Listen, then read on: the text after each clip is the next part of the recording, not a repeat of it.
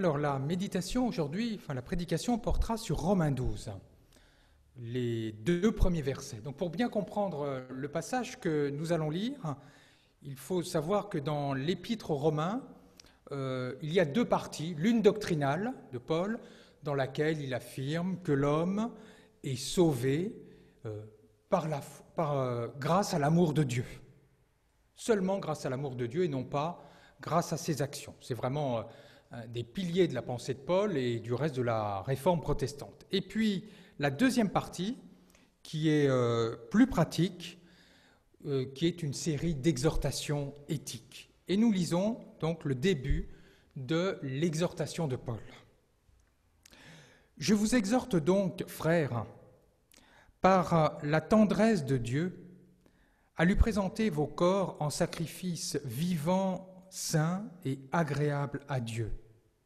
C'est là, pour vous, la manière de lui rendre un culte raisonnable. Ne prenez pas pour modèle le monde présent, mais transformez-vous en renouvelant votre façon de penser pour discerner quelle est la volonté de Dieu. Ce qui est bon, ce qui est capable de lui plaire, ce qui est parfait. Alors mes chers amis, chaque dimanche, nous célébrons notre culte. Mais Paul nous propose un autre culte, non pas qu'il ne faille pas venir au culte, non, c'est pas du tout ce que je dis, mais un autre culte, un culte spirituel, un culte à célébrer chaque jour et même à chaque instant. Alors quel est ce culte et comment nous pouvons le célébrer? Paul commence par dire « Je vous exhorte donc, frères, par la tendresse de Dieu ». Toutes les exhortations de Paul sont une conséquence de ce que Paul a dit aux Romains, à savoir que Dieu les aime de manière inconditionnelle. En fait, si Paul donne toutes ces exhortations, c'est par la tendresse de Dieu, c'est parce que Dieu est tendresse. Ainsi, si nous prenons en compte les conseils de Paul et les exhortations, ce n'est pas parce que nous avons peur de Dieu, mais simplement parce que nous prenons conscience que Dieu nous aime et que nous répondons à cet amour en répondant à ces exhortations. En fait, imaginons plusieurs enfants. Un enfant qui aurait des parents violents, il n'y en a pas ici, grâce à Dieu. Mais comment agirait-il? Par crainte de ses parents, pour ne pas recevoir, pour ne pas éprouver la réaction de ses parents. Et si un autre, par contre, avait des parents qui marcheraient simplement par récompense, il agirait pour avoir une récompense. Et puis il y en aurait un autre, c'est le rêve, je crois, de tout parent, qui prendrait conscience que ses parents l'aiment, et cela le transformerait intérieur, et s'il agissait bien, c'est simplement parce qu'il prend conscience de l'amour de ses parents. Eh bien, en fait, c'est comme cela que nous sommes invités à agir dans notre vie spirituelle. Il y a une histoire que j'ai déjà racontée il y a plusieurs années, celle de la mystique Rabia, la mystique soufie du 8e siècle, je crois. Et elle se promène avec un seau d'une main et une torche de l'autre. Et alors le cheikh, le responsable religieux, lui dit « Mais qu'est-ce que tu fais ?» Elle lui dit « C'est simple, j'ai un seau d'eau pour éteindre les flammes de l'enfer et une torche pour brûler le paradis. » Alors le cheikh est très surpris, il lui dit « Mais pourquoi encore éteindre les flammes de l'enfer, on peut comprendre, mais brûler le paradis ?» Et elle répond, si je veux éteindre les flammes de l'enfer, c'est que je ne veux pas que les croyants agissent par peur de Dieu, par peur d'être punis par Dieu. Et si je veux brûler le paradis, c'est que je ne veux pas que les croyants agissent pour obtenir une récompense, pour obtenir le paradis, mais simplement par amour. Ainsi, si nous obéissons en quelque sorte aux exhortations de Paul, c'est simplement par amour pour Dieu. Alors que nous dit-il? Il nous dit d'offrir nos corps. Et oui, le sacrifice que nous devons offrir à Dieu, ce n'est pas comme dans certains cultes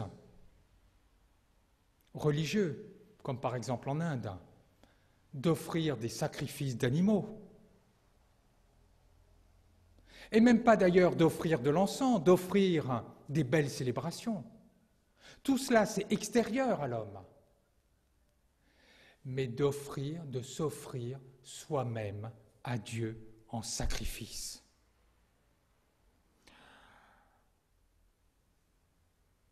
Dans le psaume 40, David dit « Seigneur, tu ne voulais ni sacrifice, ni holocauste. Tu m'as parlé et j'ai dit « Me voici ». Voilà, allez vers Dieu, allez avec toute sa personnalité avec Dieu. Paul invite à s'offrir en sacrifice vivant et saint. À se sacrifier, s'offrir en sacrifice vivant et saint. Sacrifice vivant, sacrifier, c'est-à-dire être sacré, se consacrer à Dieu. En sacrifice vivant, Dieu ne veut pas que nous soyons morts, mais au contraire que nous soyons des vivants. Est-ce que vous n'avez pas remarqué, parmi certaines personnes, parfois que nous côtoyons, certaines sont des morts vivants. Ils sont comme morts par la dépression, comme morts par la peur. Non, ce que Dieu veut de nous, c'est que nous soyons des vivants, que nous allions vers lui avec joie, avec force, avec vigueur. Voilà le sacrifice que Dieu veut. Un sacrifice qui est qualifié par Paul de raisonnable, logistos, c'est-à-dire conforme au logos, conforme à la raison universelle, à l'ordre cosmique. Et qu'est-ce que c'est que l'ordre cosmique ? De même qu'une araignée, il est dans l'ordre cosmique, dans l'ordre naturel, qu'une araignée tisse une toile. Il est dans l'ordre naturel qu'un poisson nage dans l'eau. Il est dans l'ordre naturel, conforme à la raison universelle, que nous offrions un sacrifice spirituel à Dieu. Voilà le culte spirituel que Dieu aime, offrir nos personnes. Alors comment ? Premier conseil de Paul, renouvelez vos façons de penser pour discerner quelle est la volonté de Dieu. Discerner, tout est là. Finalement, c'est, je crois, la clé de la vie spirituelle. Alors, pour comprendre ce qu'est le discernement, il y a un père du désert, Jean Cassien, qui nous y aide. Il dit le discernement, c'est comme un pêcheur, alors pas un pêcheur, celui qui commet des péchés, mais celui qui pêche des poissons. Comme un pêcheur qui cherche sa nourriture, donc il jette un filet, et puis après il va faire le tri entre les poissons comestibles et les poissons qui ne sont pas comestibles. Eh bien nous, il en est de même. Nous devons faire le tri dans nos actions, dans nos paroles et même dans nos pensées, disent les pères, entre ce qui est comestible, c'est-à-dire nourrit notre vie spirituelle, et ne nourrit pas notre vie spirituelle. Le discernement de nos paroles, de nos actes, mais surtout de nos pensées. Il y a un critère essentiel que Paul nous délivre, c'est ce qui est bon et parfait. Bon, tout est résumé par le Christ dans son sermon par la montagne. Fais à autrui ce que tu aimerais qu'il te fasse. Alors Paul, par la suite, va décliner. Je vous invite à lire Romains 12, où il dit que chacun remplit son rôle, que chacun ne soit pas ambitieux, modeste. Mais tout cela, finalement, est une conséquence de la bonté et du discernement. J'ouvre une parenthèse, Paul nous conseille de ne pas prendre modèle sur le monde présent. Dans la mentalité juive, il y a deux ères, en fait. Un monde, c'est ère. Une ère présente, qui est très imparfaite, et une ère future, qui sera dirigée par Dieu, en quelque sorte, et qui sera harmonieuse. Mais dans la pensée de Paul, les deux ères se chevauchent. En fait, l'ère divine est déjà arrivée. Finalement, le travail du chrétien, c'est de discerner dans l'ère présente ce qui est conforme à la volonté de Dieu, ce qui est conforme à l'amour, et au contraire, ce qui ne l'est pas. Et à l'époque de Paul, sous l'empereur Néron, il y avait certainement beaucoup de choses à discerner entre ce qui était bon et ce qui était mauvais. Mais en tout cas, le travail que nous sommes invités à faire, dans la société dans laquelle nous vivons, qu'est-ce qui est conforme finalement à notre vie spirituelle? Qu'est-ce qui peut nourrir notre vie spirituelle? Mais au contraire, qu'est-ce qui nous enfonce et nous tire vers le bas? C'est un travail de discernement auquel nous sommes appelés. Dernière chose. Paul nous parle d'un sacrifice. Un sacrifice, ce n'est pas facile.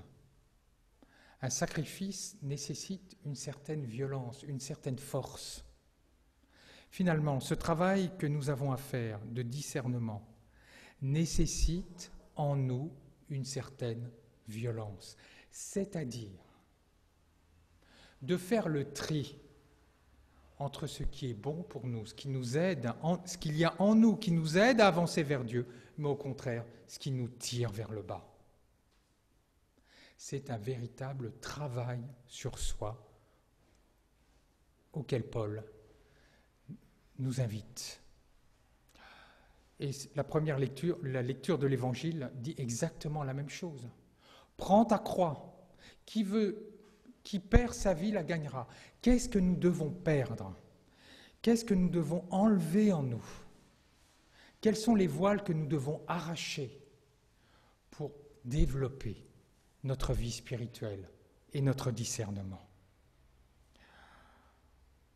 Alors pour conclure, je rappellerai les deux idées essentielles. D'abord, Paul nous appelle à un culte spirituel, à offrir nos personnes à Dieu. Et enfin, pour cela, il nous appelle à un discernement dans nos actes, dans nos paroles et dans nos pensées. Chères sœurs et frères, quel est le culte spirituel que nous rendons à Dieu? Amen.